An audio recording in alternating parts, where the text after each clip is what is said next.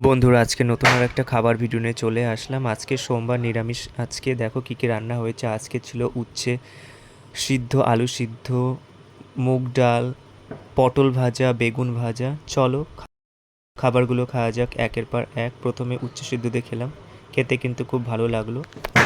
উচ্ছে সিদ্ধ দিয়ে খাওয়ার পর তারপরে খেলাম বেগুন ভাজা দিয়ে ভাত। বেগুন ভাজা খেতে আমার খুবই ভালো লাগে। বেগুন ভাজা খাওয়ার পর তারপর আমি একটু ঘি নিলাম, ঘি খেতে আমার খুবই ভালো লাগে। তারপরে বেগুন ভাজার সাথে নিলাম মুগ ডাল, মুগ ডাল দিয়ে বেগুন ভাজা খেয়েছিলাম, খেতে কিন্তু খুবই ভালো লেগেছিলো। ডাল আমার খুবই প্রিয়, তাই ডাল আর বেগুন ভাজা খেতে খুবই ভালো লাগে। তারপরে পটল ভাজা দিয়ে মুগ ডাল খেলাম, খেতে কিন্তু খুব ভালো লেগেছিলো। এদিকে সোয়াবিন রান্না হয়েছে দেখো, তাই একটুখানি সোয়াবিন নিয়েছিলাম খাওয়ার জন্য, খেলাম।